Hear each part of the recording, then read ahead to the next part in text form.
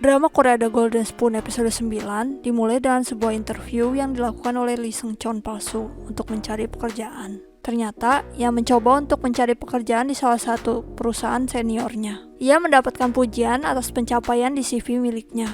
Namun kemudian ketika ia menunjukkan bakat berbicara bahasa Prancis, sang senior terdengar tidak senang. Ia pun keluar dan melihat sebuah video dari Oh Hyo Jin setelah interview selesai. Oh Hyo Jin 10 tahun kemudian ternyata telah menjadi sosok yang cukup berpengaruh dalam dunia kecantikan. Ia bekerja bersama dengan Janggun. Kesuksesannya membuat Janggun ingin membuat gadis itu bekerja di lebih banyak program. Ternyata sebuah pesta amikus akan segera diadakan. Najuhi kini bekerja di DSTV dan ia mencoba untuk menyusup ke dalam pesta amikus untuk mengekspos sebuah perjudian yang dilaksanakan di sana. Di pesta amikus, Seung Chon palsu bekerja sebagai salah satu penjaga di pesta tersebut. Sementara Juhi mulai merekam pesta secara diam-diam. Di pesta, sosok Seo Jun Tae hadir di sana. Tidak hanya pria itu, ternyata sosok Hwang Tae-yong juga berada di pesta tersebut, yang baru saja kembali dari Amerika Serikat ke Korea.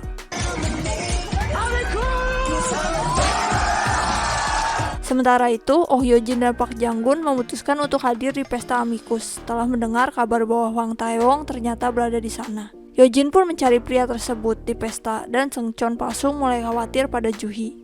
Taeyong palsu ternyata sedang bermain dengan seorang perempuan. Hyo Jin berusaha untuk menyeret pria itu pulang, namun ia memilih untuk kabur dari Hyo Jin. Sementara itu, Juhi masih melakukan pekerjaannya dan ia mendengar soal permainan board game yang ternyata menjadi sarang perjudian. Ia pun berhasil merekam apa yang terjadi di tempat tersebut. Ia kemudian mendengar perihal sebuah perusahaan bernama Moslab. Namun pada akhirnya, Juhi berada di posisi terpojok. Ia kemudian ditarik oleh Hwang Tae-yong palsu untuk bersembunyi.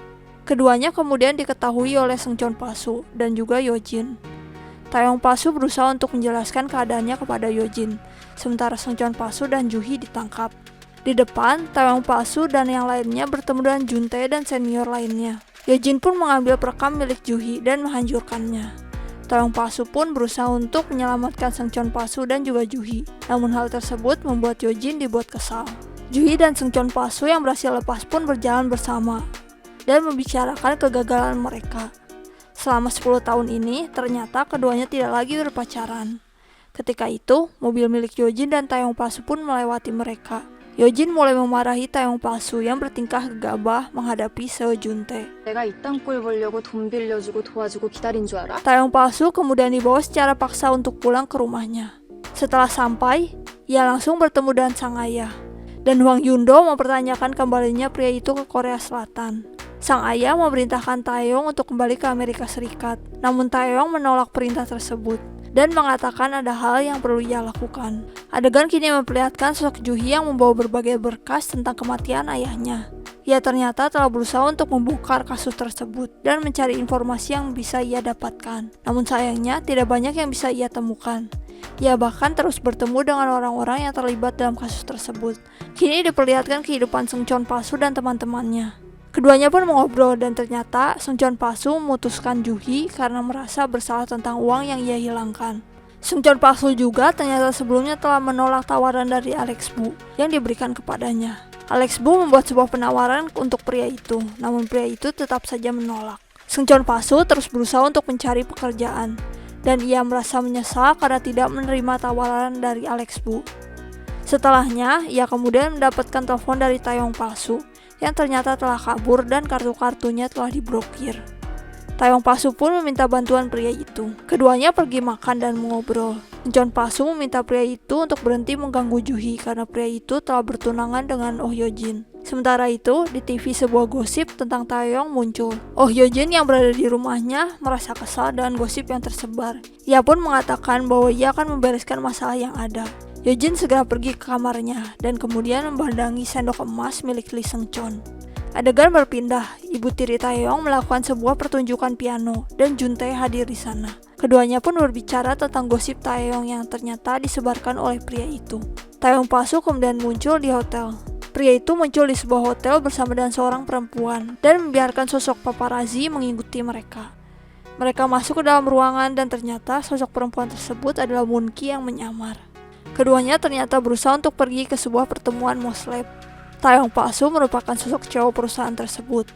Moonki kemudian menceritakan kisah Taeyong palsu di Amerika Serikat. Selama hidup di sana, Taeyong mengalami berbagai serangan dari Seo Juntae. Tidak hanya itu, selama 10 tahun ia mendapatkan banyak bekas luka. Dan ia telah dibantu oleh Oh Hyojin untuk bisa terus bertahan hidup. 나 좀 도와줘. 지금 나 도울 사람 너밖에 없어. Kini diperlihatkan kehidupan keluarga Lee Seung-cheon yang dapat bertahan hidup dengan toko mereka. Seung-cheon palsu kemudian mendapatkan sebuah telepon. Telepon tersebut menginformasikan bahwa ia telah dituntut oleh hotel tempatnya bekerja. Hal tersebut kemudian membuat Seung-cheon palsu mulai panik karenanya. Ternyata Jui dan yang lainnya juga telah dituntut. Seung-cheon palsu kemudian pergi ke tempat sang senior dan ia mulai melakukan hal yang diperintahkan kepadanya untuk meminta maaf. Namun pada akhirnya, ia dimaafkan karena Taeyong telah membuat sebuah kesepakatan untuknya. Seung-cheon palsu kemudian pergi ke sebuah minimarket tempatnya dulu bekerja dan mengundang Taeyong palsu. Ia mulai menceritakan kisahnya dan berterima kasih karena apa yang telah ia lakukan untuknya. Jui kemudian muncul dan perdebatan terjadi antara mereka bertiga. Taeyong palsu kemudian pulang dan ia mendapati Hyojin menunggu di kamarnya. Hyojin mulai menginterogasi pria itu tentang perasaannya kepada Juhi. Taeyong palsu pun berusaha untuk menenangkan gadis itu dengan sebuah ciuman.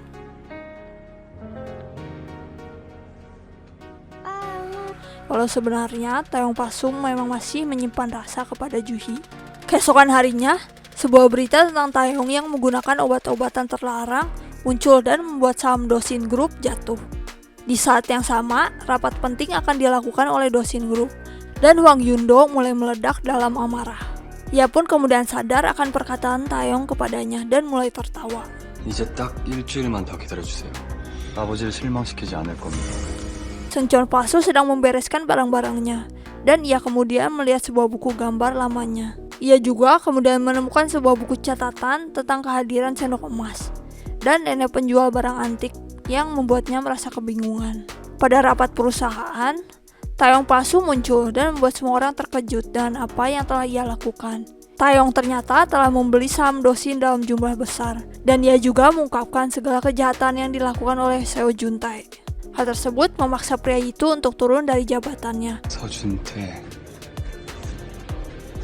난 이제 끝이야.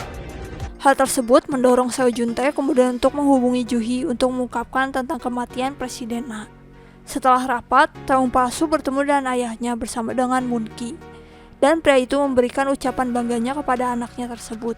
Setelahnya, di depan gedung Dosin, Dongkyung muncul dan mengungkapkan rasa kecewanya kepada pria itu karena telah menjual Moslab. Tidak berhenti di sana, Jui juga muncul di hadapan Taeyong palsu dan mencoba untuk meminta interview pria tersebut. Di sisi lain, Hyojin menatap keduanya dari kejauhan. Sekian rangkuman drama Korea The Golden Spoon episode 9. Untuk mengetahui kisahnya lebih lanjut dan lebih lengkap, kalian dapat menonton dramanya. Terima kasih.